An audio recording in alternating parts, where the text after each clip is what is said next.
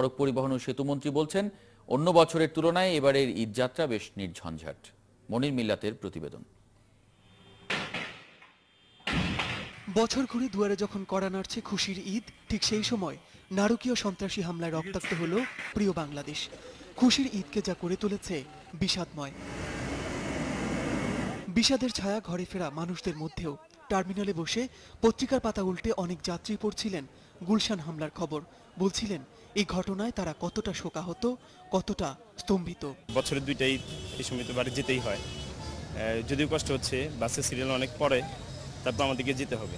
তবে একটা দুঃখ ভারাক্রান্তর মনে আমরা বাড়ি যাচ্ছি। খুবই খারাপ লাগতেছে, আমাদের দেশের জন্য অনেক বড় একটা ধাক্কা, চিন্তা করতেই খারাপ লাগতেছে। তারপরও জীবন থেমে থাকে না। রাষ্ট্রীয় শোকের মধ্যেই সোমবার সড়ক পথে ঢাকা ছেড়েছেন অনেক মানুষ। আগের দুদিনের তুলনায় এদিন রাজধানীর টার্মিনালগুলোতে যাত্রীদের ভিড়ও ছিল বেশি।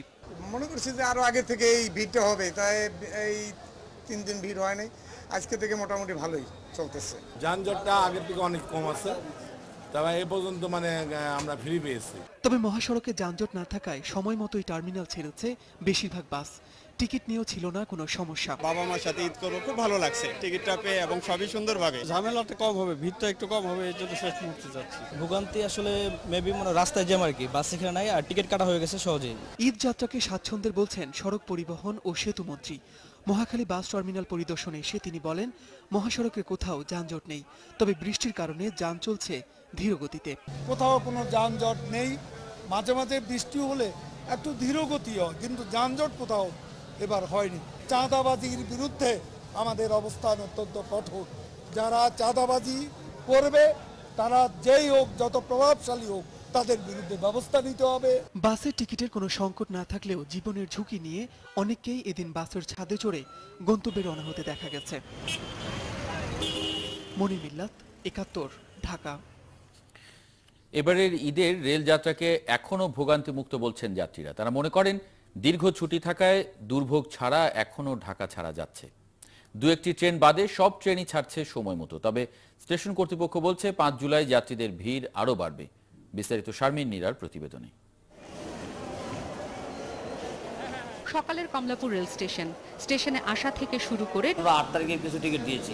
দফায় দফায় কফি পরিবেশন করতে বলছিল তারা। আর এসব সরবরাহ করছিলেন একজন হিন্দু ধর্মাবলম্বী। প্রাণের মায়ায় তিনি নিজেকে পরিচয় দিয়েছিলেন মুসলিম হিসেবে। পরিচয় না জানানোর শর্তে আর্টিসানের সেই কর্মীর সাথে কথা বলেছে ৭১।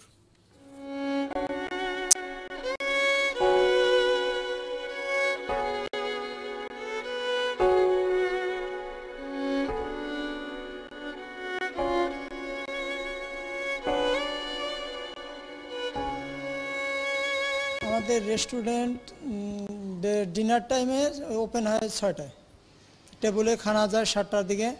তা আমাদের খানা আমরা রেডি করছি 6টার, তা করতে আছি। রেস্টুরেন্টে ওপেন হয়েছে, কিছু গেস্ট ঢুকছে, ঢোকার কিছুক্ষণ পরেই আমাদের শেফ দৌড় দিতেছে। আমরা কাজ করতে আছি, শেফ দৌড় দিছে।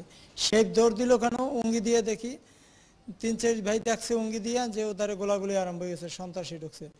সেইভাবে দৌড় দিয়ে পালাই গেছে। কিভাবে পালাইছে তার আমি জানি না, কিন্তু আমরাও তার পাশে পাশে পরে দৌড় দিছি। কিন্তু দেখি আবার যারা আগে দৌড় দিছে উল্টে রিটার্ন চলে যাইতে আছে। পরে এখন আমরা কোন দিকে যাব, দৌড়েই আমরা বাথরুমের ভিতরে ঢুকে। ওদিকে ভিতরে তো পুরো শব্দ গোলাগুলি হইতেই আছে। আমরা বাথরুমে গিয়ে শব্দ টের পেতে আছি। আমরা 9 জন বাথরুমের ভিতরে ঢুকে পড়ছি, ঢুকে দরজা লাগাই দিছি। আমরা তো সারা রাত্র ওই বাথরুমের ভিতর দিয়ে গ্যাস সিলিন্ডার লাড়াচাড়া করে, টেবিল ফিডায় 10 মিনিট 20 মিনিট পর পরে একটা বোমা ফুটাইতেছে, না বন্দুকের গুলি ফুটাইতেছে আর কি, আওয়াজ হইতেছে একটু পর পরে। আমরা পুলিশের মোবাইলের মাধ্যমে দেখি 2-3 জনের শুনি যে পুলিশ মারা গেছে, 5 জন আহত হয়ে গেছে। আমরা আবার ওই ভিতর বইয়ে দেখতে পাচ্ছি আমরা 9 জন আছি উদলাগায়। সেই আবার আমরা ছবি তুলে সারিয়ে দিছি। আমরা মালিকরে ফোন দিয়ে বলছি যে স্যার আমরা বাথরুমে আটকা পড়ছি, সন্ত্রাসী ঢুকছে, আপনি এখনই পুলিশ পাঠাই দেন। পুলিশ আসছে, ওই পুলিশও মারা গেছে। আমরাও ভিতরে সারা রাত্র মোবাইলে যেভাবে যার যার লোকজনের সাথে কথা বলতে আছি বলছি। মালিকের সাথেও কম বেশি একটু পরে পরে ফোন দেই। পরে রাত যখন 2টা-3টা বাজে, আনুমানিক 2টা-3টা বা 1টা এরকম হইতে পারে, তখন ওরা তো আগে পাশেই ঘুরছে যে কেটা কোথায় আছে। ওদিকে যে আমরা আছি ওটা ওরা অনুমান করতে পারছে, হাটগে গেছে আইছি, কিন্তু ওদিকে লক করে নাই। কিন্তু অনুমান 2টা 3টার দিকে ওরা আমাদের ডাক দিছে, এই বাথরুমে টয়লেটের ভিতরে কারা আসিস, তোরা বাইরা, বাঙালি যদি হইস তোরা বাইরা, ফরেনিয়ার থাকলে তাদেরকেও বাইরে ইয়ে দে। উপর দিকে হাত জায়গায় আমাদের বাইর করছে, একজনে রান্দাও ধরকে পেয়েছে, আর একজনের পিছের দিকে চাইয়ে দেখি হালকা পিস্তল ধরা, কের মুখ দেখতে পারি নাই, ভয়তে আমরা তো কাঁপতে আছি। ওদিকে আবার আমাদের এই পিস পিলে অবস্থায় আমাদের বাথরুমের ভিতরে ঢুকাইয়া তারা তালা মার্গে চলে গেছে। আগে আমরা ভিতর দিয়ে আটকাই দিয়েছিলাম, পরে ওরা বাইরা দিয়ে তালা মার্গে আটকাই দিছে। পরে তো আমরা বাইরিতে পারি না, ওদারে আমরা অক্সিজেন নাই, আমরা মারা যাইতে আছি। কইতে হয় মালিকরে ফোন দিছি, বলতে আছে দেখ রাত্রি না ফসাইলে কিছু হবে না।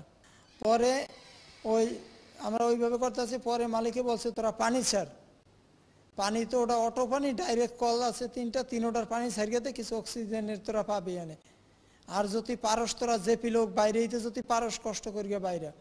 পরে আমরা ওই পানির ঝর্ণা ছাড়লাম, ঝর্ণার ওইটার পাইপটাকে নিয়ে ওই স্টিলের পাতের আছে দরজা, ওই দরজার সাইড দিয়ে ঢুকাইয়ে স্ক্রু খুলে আমরা জেপি লোক অর্ধেক ভাঙছি। আর বলতে আছি ভাই আমরা গরিব মানুষ, আল্লাহর রাস্তায় আমাদের বাসা, আমরা পেটের দায়ে কাজ করতে আইছি।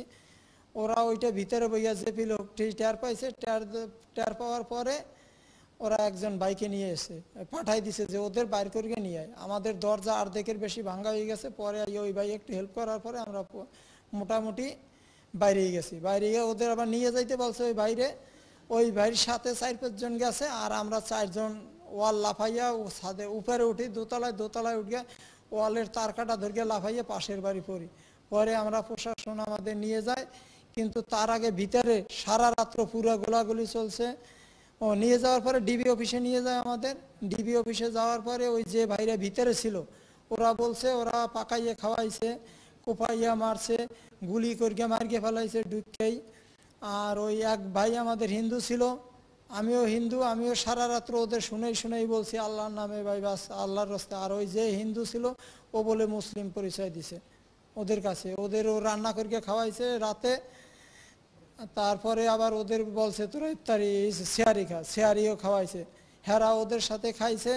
পরে বলে তাদের বলছে আমরা তো ওদের যেরকম মারছি আমাদেরও একটু পরে চলে যেতে হবে, আমরা বেহেস্তে যাব। ওরা বলে ভিতরে যারা ছিল যে ভাইরা ওরা আমার কাছে বলছে আর কি, যে তো আমি জিজ্ঞেস করছি তোদের কি বলছে, কয় আল্লাহর নামে ঢুকে গুলিবিদ্ধ সব চালাইছে। আর ওই একজন হিন্দু বলে একটা মহিলা নাকি যেন ছিল, শিশু না মহিলা এরকমই, সেই হিন্দু পরিচয় দিছে, ইন্ডিয়ার ডাইরেক্ট বলছে ভারতে, তারপর বলে তাকে মারিয়ে ফেলাইছে। আবার আর একজনে বলছে যে এক মুসলমান মহিলা ছিল তাকে গুলি করছে, গুলি করার পর বলে যে সে আল্লাহর নাম লইছে, তখন বলছে যে ওকে তো এখন চিকিৎসায় পাঠানো যাবে না, কি করা যায়। পরে বলে তাকেও আবার মারিয়ে ফেলাইছে। আর আমাদের এক ভাই আছে ওই জায়গার সিনিয়র, তাকে বলে কোরআন শরীফও পড়াইছে, হে মুসলমানই তাকে কোরআন শরীফ পড়াইছে। আর ওই যে ভাই যে রান্না করিয়ে খাওয়াইছে তার নাম শিশির, সে মুসলমান পরিচয় দিয়ে তাদের রান্না করিয়ে খাওয়াইছে, ই করছে। এই পরে ওদের বলে বলছে যে তোরা উপরে উঠছে, আর ওরা বলে বাইরেই গেছে, বাইরে যাইয়া বলে পরে গুলিবিদ্ধ হয়েছে। আর সারা রাত্র ওরা গোলাগুলি করছে। আমাদের ওই যে ভিতরে যে স্টাফ বাইরে ছিল, কেউ বলে 5-6 জন, কেউ বলে 8-10 জন। আবার একজনের কাছে শুনছি যে ওরা ঢোকার সাথে সাথেই আমাদের এক ভাই পিজাম্যান বাইরে 15 বছর ছিল, সেই হিসাবে কাজ করে, তাকে বলে ঢোকার সাথে সাথেই মারিয়ে ফেলাইছে। এই একটু আগে আমার এক স্টাফ ভাই দেখাইছে মোবাইলে, সে প্রশাসনের লোকরা তারে ওই যে ওদের সাথে সন্ত্রাসীর সাথে ছবি দিয়ে দিছে, সাদা পোশাক কে শোয়ানো, কিন্তু ওই সাদা পোশাক ভাইটা হলো আমাদের স্টাফ। তার মধ্যে ওই সাইফুল আমাদের স্টাফ, সে সন্ত্রাসী না। প্রশাসনরা আমি আর কি শোনা কথা শুনছি, প্রশাসনরাও তাকে সন্ত্রাসী হিসাবে ছবি দিয়ে দিছে, কিন্তু সে আমাদের স্টাফ। আমরা তো যে আমরা আর বাঁচতে পারবো না। আমাদের যে ধরেন আমার সাথে কমসে কম 5 সময় সে অনুমান আইডিয়া বুঝি যে ফোনে একজন কার্ড দিতে আছে, আমার যে নিজস্ব লোক তার ফোনটা ধরেন রিসিভ করছে।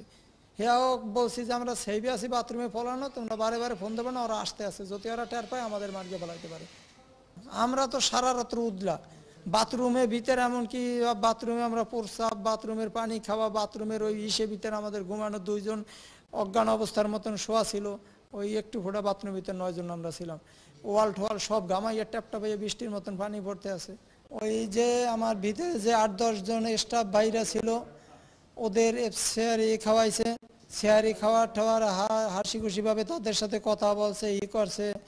আবার আমার এক ভাই বলছে, সে বলছে এইভাবে মার্কে ফেলাইলে আপনারা কিছু বলেন নাই। ওই 2 সন্ত্রাসীরাই বলছে আপনারা কিছু বলেন নাই। ও আমার সাথে বাথরুমে ছিল, নাম আকাশ, ওই কথাটা বলছে। কিন্তু আকাশ যে ওদের সাথে কথা বলতে আছে এটা আকাশ বুঝতে পারে নাই। আকাশ তো ভাবছে যে গেস্ট খাইতে ছিল। আকাশ আমাকে বলছে কালকে ডিবি অফিসে বইয়ে যে ভাই আমি তারা যে সন্ত্রাসী যেই আমি এগেছে আমি অতভঙ্গ হয়ে গেছি যে আমি কাদের সাথে কি বলছি। তাই তারা তার সাথে কোনো খারাপ ব্যবহার করে নাই। পরে ওই সব বললো যে আমরা মারা গেলে হবো। আমার এক ভাই বলে ওই আকাশ ওরা সবাই বলছে, মিরাজ ভাই আছে আমাদের সিনিয়র জায়গার সে তাকে বলে কোরআন শরীফ না কি পড়াইছে, আবার তাকে রোজা রাখাইছে, আর বেহেস্তে যাবে। আমরা হিন্দু শাস্ত্রে বলি স্বর্গে যাবে, এরা বলে মারা গেলে ওইরকম বেহেস্তে না কোথায় যাবে এটা বলছে। আর বলছে তোদের জান্নাতে বসে দেখা হবে, তোদের আমাদের এই বাঙালির যারা স্টাফ ছিল যে তোদের সাথে আমাদের আবার দেখা হবে জান্নাতে বসে, এই কথা বলছে। এই কথা বলে বলে ওদের বলছে তোরা উপরে যা, আমরা মাঠের দিকে বাইরে। ওরা বলে মাঠের দিকে বাইরে আইছে, বলে তার বলে ফাঁকা গুলি ছাড়ছে, তারপরে বলে সেনা বাইরে। হ্যাঁ এর বলছে যে আমরা ওদের যেভাবে মারলাম আমরা ওদেরও একটু পরে হাসি মুখে এরকম মৃত্যু হবে, কিন্তু তারা কোনো সময় যে তারা মরবে বা হবে এরকম তাদের মন কোনো সময় ছিল না বলে হাসি খুশি ভাবে সব সময় ছিল।